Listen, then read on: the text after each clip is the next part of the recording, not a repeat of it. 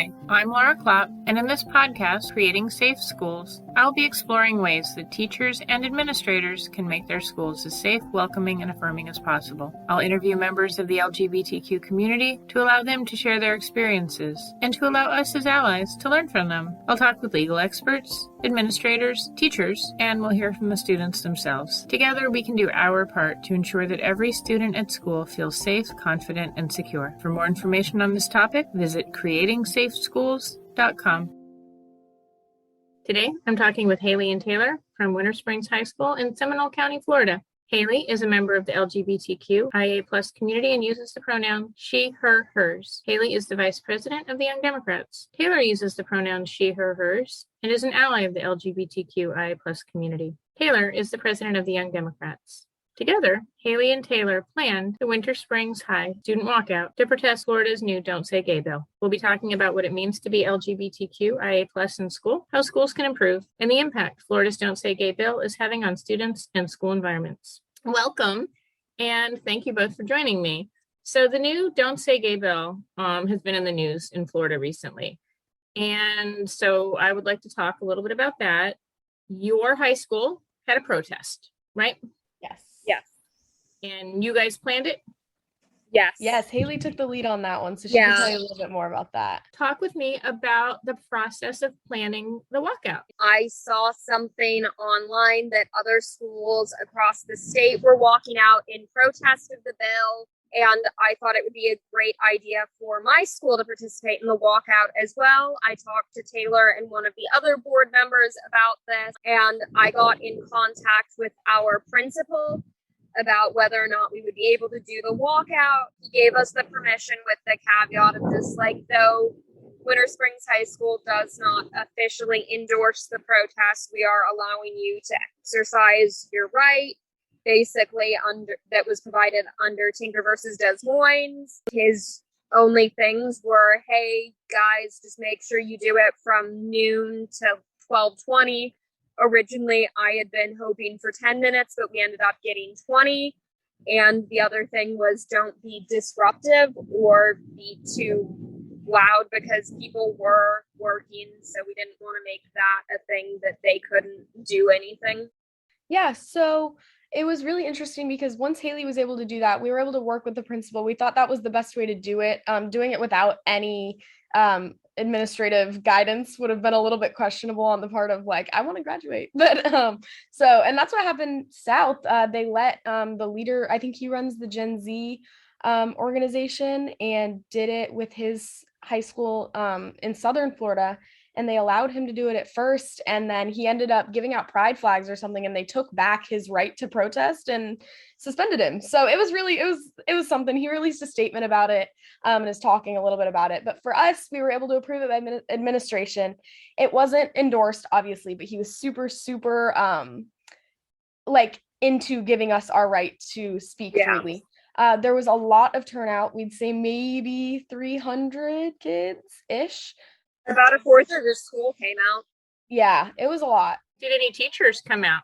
We had a couple of teachers come out, and though this could have been the teachers coming out to make sure that the students were just exercising their right to protest and not skipping class, but we did have a couple of teachers present at the function. Yeah, so it was super exciting regarding once Hailey got the emails out to Mr. Gaffney and we figured out a way to do it, we knew that advertising was vital because I think at that point there was only a day or two before the protest happened.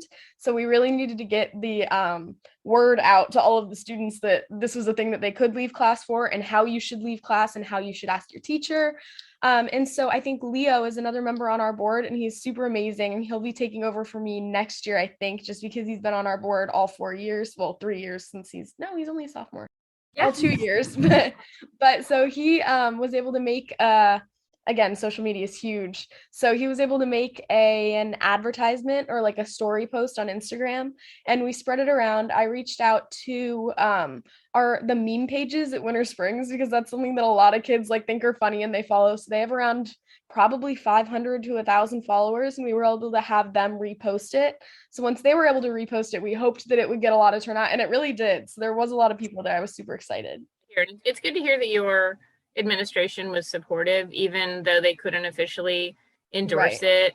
especially being in Florida, which is so tricky as far as that sort of thing goes. There seem to be a lot of bills right now that are getting passed, like the Don't Say Gay bill, that infringe upon educator and administrator ability to endorse anything that goes against a conservative narrative right now. Right. And then they additionally, when it comes to funding, have been, say, punishing schools that don't toe the lines that they want to set. They did that in Orange County, where they threatened to hold teacher pay if they did not, I want to say it was about mask mandates, if they enforced a mask mandate, that teacher pay would be docked. I'm in Brevard, and there are 11 counties in the state that got less funding in the bill because of enforcing mask mandates. So it's an unfortunate situation, and hopefully, however, I know a lot of young people, and my hope is with the future.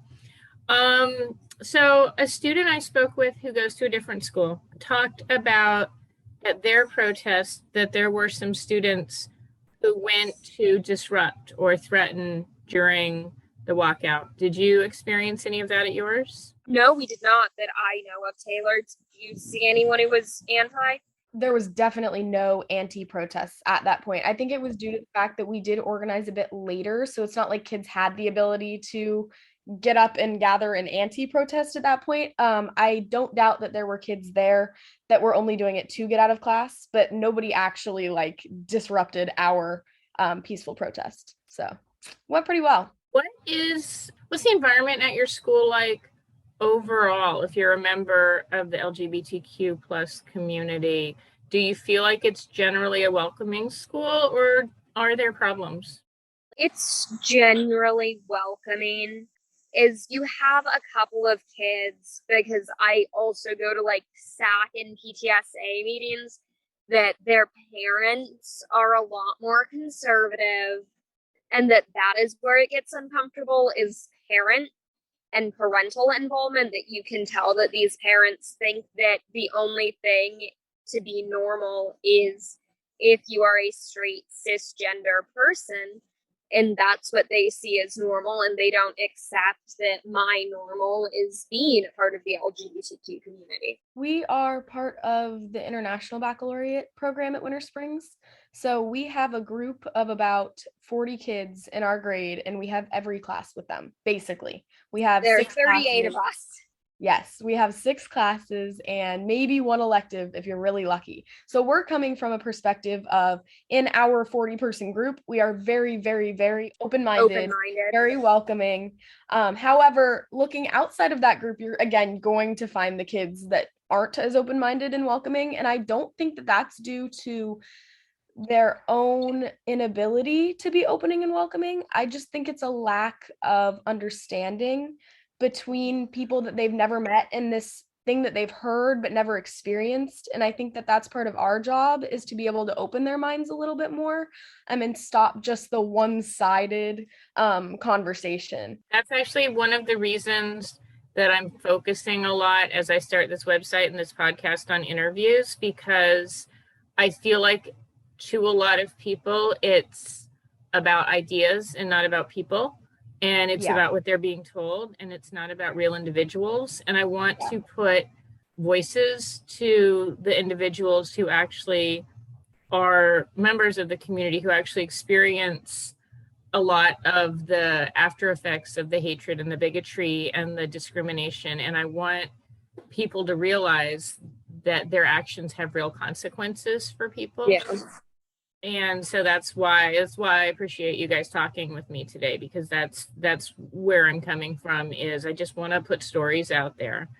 Yeah, and we really appreciate the opportunity and the perspective that we're able to give. Hopefully that'll help others gain. I think it will. I think every perspective helps. It just broadens the world. I think that's one of the reasons that younger people today tend to be overall just more open, because you all have grown up with a world that had many fewer borders and boundaries than what we grew up with, just by the nature of the internet.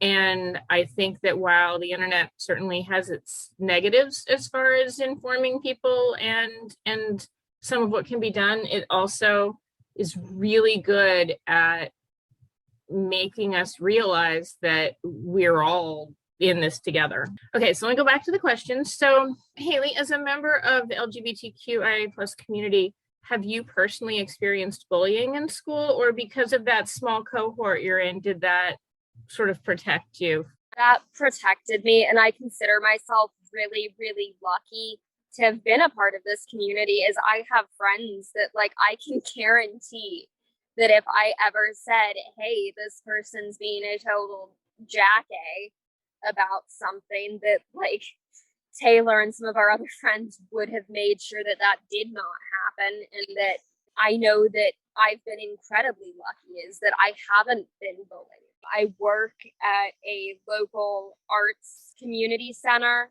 I don't want to like get into where it is, just to keep everyone there safe from being doxxed. And I know some people there that have been bullied.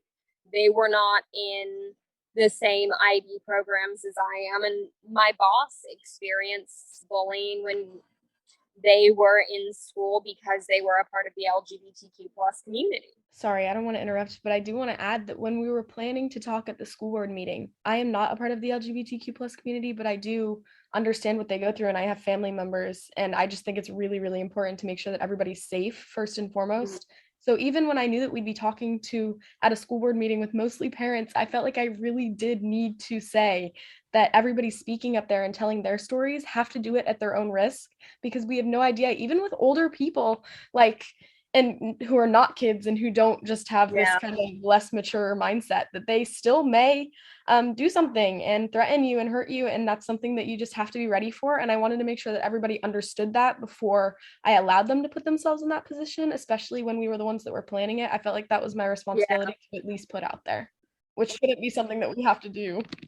Last week at the school board meeting, I was told that LGBTQ people have never once faced discrimination, and that I was essentially just entitled, and that if this is the problem that I have with, I need to get a job and volunteer because I apparently have nothing to worry about in my life. And there's so many people like that are adults, and I would not consider that be bullying. I would just consider that to be adults who are exercising a platform for free speech in one of the worst ways possible, and to attack minors. Right. And ignorance. I mean, pure ignorance if they don't understand the level of threat and the level of harassment, even with the current bill, which will unfortunately soon become law, just the very nature of the fact that people think to put forward a bill like that is in and of itself harassment and bullying, because it's adults who are not affected by this basically not taking into account the youth who are being affected, in addition to the entire community. And that's almost in a way humorous to me, that adults don't think that they're able to harass and bully with bills, because bills are supposed to be a political process. It's supposed to be non-emotional, something that's passed, you vote on it, the majority wins, and you move on. And it's just something that I think, as people who are so entirely affected by political bills, that you have to realize, and the politicians have to realize, that this is not a non-empathetic, this is not a non-emotional process, because every bill that you sign affects everybody around you, and it affects the people that you're signing those bills for. And it's even more disturbing to realize that this bill that they're signing is a bill that works against students, and most of these students can't vote. They don't vote on the legislators who made this bill. So it's even more disturbing for them to, I guess, almost override our say and not listen to us in ways such as protesting politically, because we can't do anything else. And it takes away a lot, is even though my parents are some of the most supportive people in the world, I was so scared this year about telling them that I identify as a part of the community. And I spent a lot of time talking with a couple of my teachers, and if I had not been able to talk with these teachers, I don't think I would have been so ready to tell my parents, because I had people who I knew, even though my parents supported me, had other people to talk to that knew that, like, yes, they've met my parents, they know they're supportive, But even if they weren't, my teachers would have been there for me.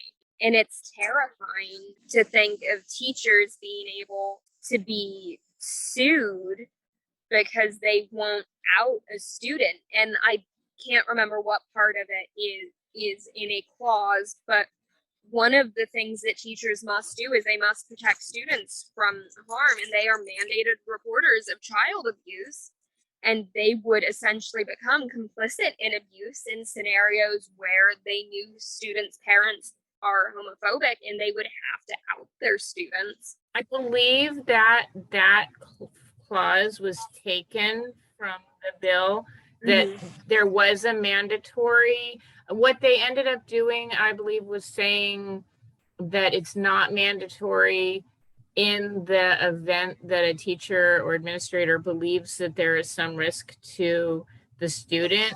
And hopefully teachers will be able to use that as a cushion and say, well, I didn't know the situation. They were very concerned. I felt like it was important. I'm actually trying to set up an interview with a person from Lambda Legal to ask those very questions. What can teachers do? What rights do teachers have as far as this goes to go around it, or to, not necessarily comply, but not in such a way that puts them at risk? So that is important.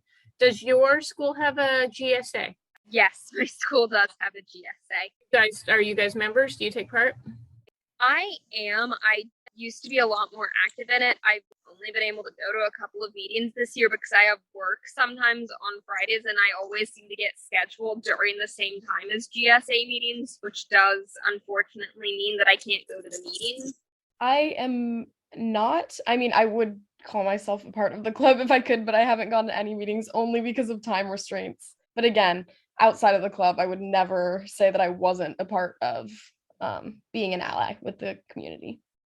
And it's important, even when people don't attend GSAs, it's been proven that simply the presence of one in a school makes members of the community feel safer, because they understand that there is that support there. And another thing that can help is, even if you're not the sponsoring teacher, if teachers go sometimes, just so that students see their faces there. Speaking of teachers and other supportive adults at the school, one thing that I'm trying to focus on, because this was an issue I had as a teacher, was that teachers who are allies can sometimes be afraid of doing or saying the wrong thing, especially if they're older, maybe haven't really, they are allies, but they've also got a number of decades under their belt where they're not used to using different pronouns, or they're not used to a lot of the changes that come. And I think I'm trying to speak to teachers who are allies to say it's okay to do your best and to make mistakes, as long as you're continuing to try. That's what my students always told me. And what would you say to teachers or administrators who don't always get it right, but who want to? Keep trying. You're going to get it eventually. And we have a non-binary student at our school that when teachers make mistakes on their pronouns, they always make sure that they correct themselves. Right. And I think the openness to correction is important. That understanding, I may get things wrong, but please let me know so that I can fix it. And on the one hand, I think sometimes people feel like, well, that's putting a burden. You shouldn't have to be correcting people. But at the same time, people are learning and sometimes need that correction. So it can be difficult, I think, but I think it's important, just because a lot of people are acting out of ignorance or just acting out of habit, and having those conversations again and again and again, even though they can seem tiring, can make lasting change, I believe, and can teach people to be better allies. So how do you know when a teacher is an ally, is a safe person to talk to? I mean, we have teachers that we have the safe space stickers up, and I got very lucky, and I have a teacher at school who's a family friend who helped me a lot. And then from there, I was able to figure out what teachers, because again, with the IB teachers, most of them are super accepting and I'm saying most of them because I don't know every single one of the IB teachers well enough to say that, but the ones that I've met and the ones that I've talked to and the ones that I've been in their classes have been accepting and able to sit there and listen, and they are again the same people who make sure that they are actively being allies for the community. We have a teacher who I assumed was a Republican who let the Young Democrats use their room many, many times. And over time, since I first met this teacher, I've been able to identify just like, okay, yeah, I know you're a supporter of my community and that I totally misjudged you first time I met you. So it's Taylor knows exactly who I'm talking about. Would you agree with that? Yes, I think that an amazing part of the IB program is the fact that it's almost, we're past the point of supporting and not supporting. It's more of you're human and you identify as something. And as a teacher that teaches every different perspective, because that's what the IB program is a worldly perspective, that we're not going to tell you that you're not who you are anymore. We support you because that's who you are. It's not whether or not we think that you're real. You are real. We teach you. You're there and we recognize you're sitting in this room and you're being annoying. Right, exactly. So that's like almost, it's why we're so open is because I think there is a connection between recognizing different perspectives and opening your mind and realizing that whether or not you believe it or you don't believe it doesn't matter. It matters that this human is sitting in your room and they should be treated with respect. And every teacher that I know of in the IB program and outside of the IB program gives that respect to every student. That's good to hear, because I think that that's, as teachers, that's exactly it. Safety and respect for students. Those are two of the most important hallmarks besides anything else. And so anything that takes away from a student's sense of safety, anything that takes away from a student's sense of respect, don't belong in school. And so 100%. If school personnel were looking to improve the school environment, to make it as welcoming, affirming, safe as possible for their LGBTQIA plus students, what pieces of advice or recommendations would you have for them?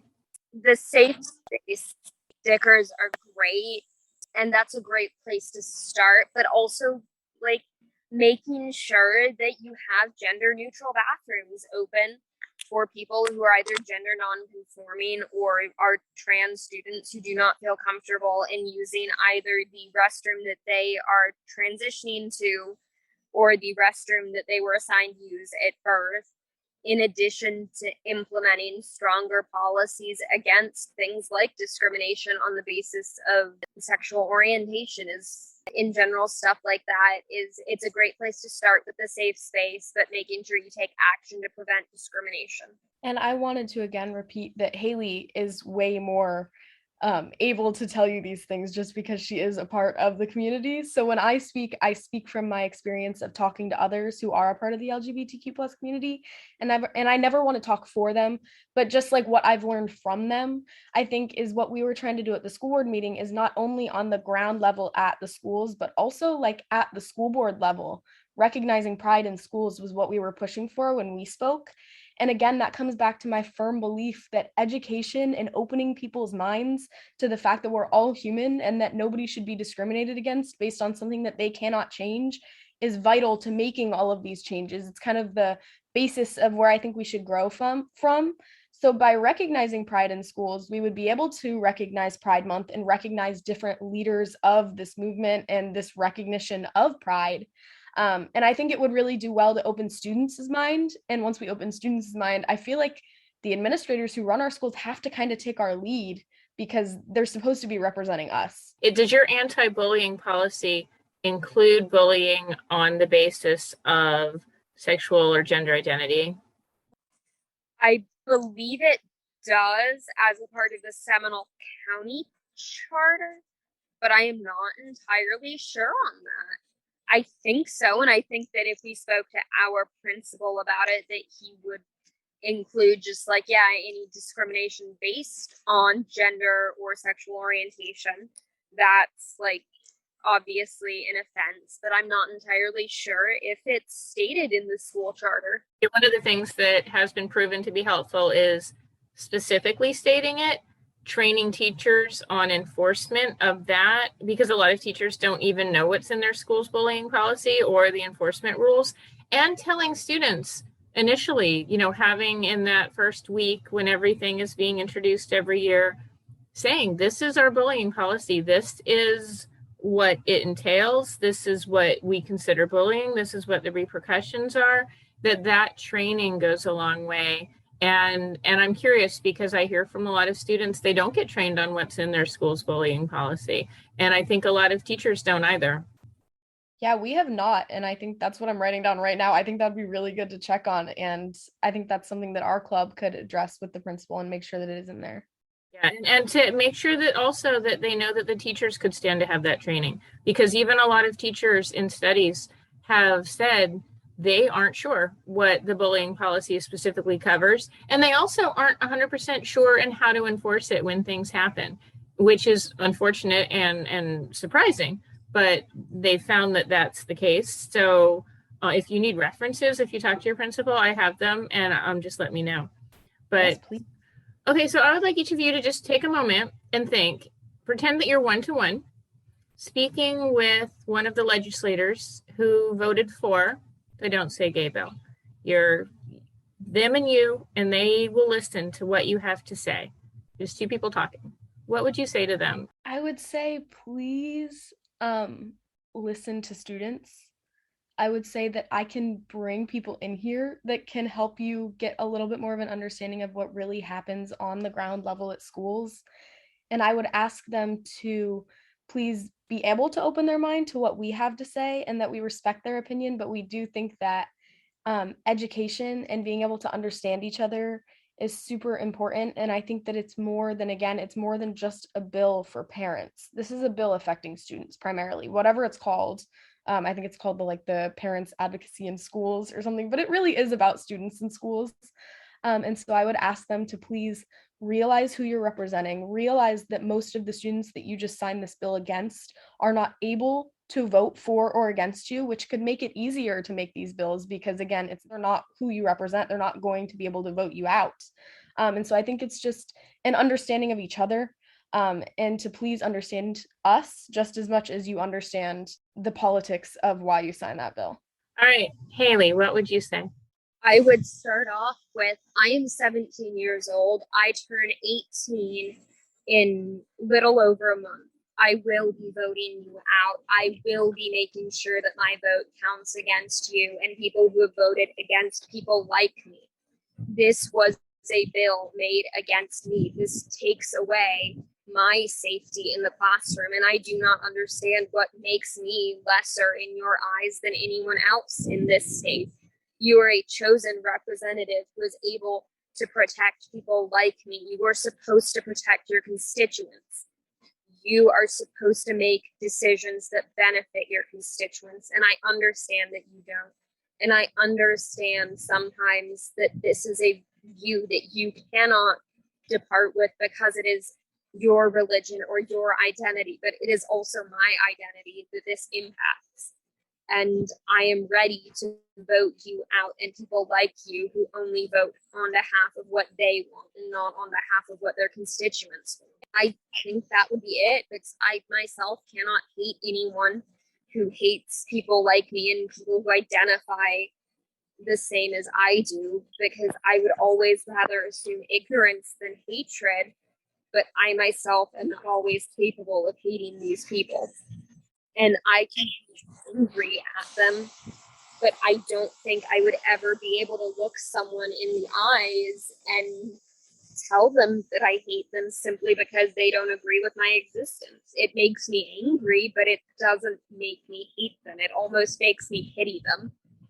And I wanted to add on to that. I can tell them to their face to do these things and take responsibility and take action and realize why they should have not voted for this bill. And while I will never tell them to their face that I don't agree with them and that they're not valid, just like Haley was saying, I will work so hard to make sure that every single student that turns voting age will know exactly how to vote, where to go, and how to make sure that they are not reelected, because they aren't our future. Getting young people to vote, to recognize the power of a vote, is vital. And I'm so glad that you both work toward that, because that is all we need. And in 10 years, this country could be so different if we just get every young person turns 18 and votes. And that means if we have to drive people to the polls, if they make it hard, if they've got a license. Right. And if they say you can't pass out water, pass out Coke. I don't care. Do something to set your water down on the ground and walk away from it. And maybe someone will pick it up if they want water. There's a way to get around everything they do to keep people from voting, and we need to get people to vote. So, and I will say, though, I'm not sure it's necessarily their belief. I think, unfortunately, a lot of it is just pure political calculation. I think that they're playing to a particular base of people. And I'm not even sure a lot of the people who voted for this genuinely believe it. I'm sure some of them do.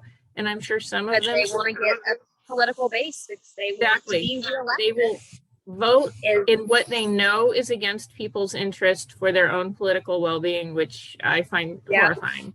And it sucks to say, but it's an incredibly smart move if you want to keep a certain devoted political base, is that's how you keep them. And it sucks to say.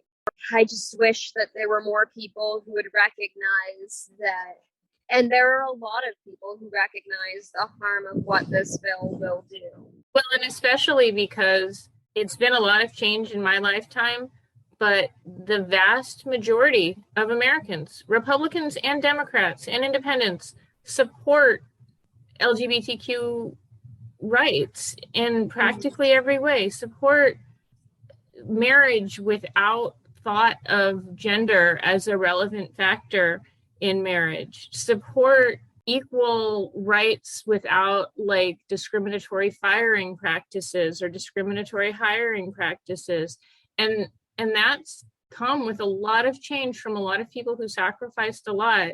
And yet, even with the majority of people in this country believing that, politicians still play to those people who don't. And that's a real shame. And that it makes me sad, because I feel like you said previously, Taylor, if they just listen to their constituents, the majority of their constituents, they wouldn't do this. But they don't, because they'll get votes from people who like other things they do, even if they don't like this. And then they'll get votes from the people who think this is the most important issue because they've been riled up by ignorance. What do you guys want to see for the future? Let's say it's 5 years from now, and you could make school the place you want it to be for everyone. School in Florida, school everywhere. What experience would members of the LGBTQ community have in school? I want them to be able to hold hands with their partners and not worry that somebody is going to say something, because even in the most accepting place, you are still going to worry that, is this going to be the thing that somebody decides is not okay?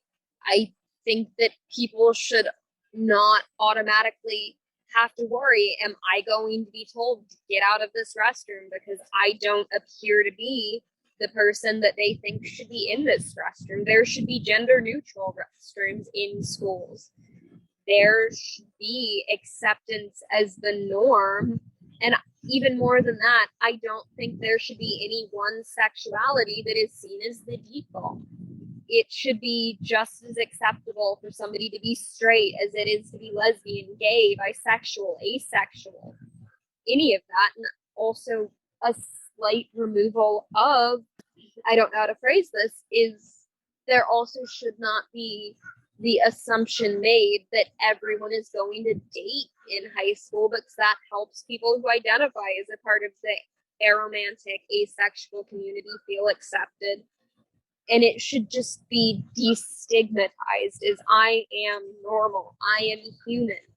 This should be the everyday experience. It should not be, is this going to be the day? Is this going to be the thing that sets someone off?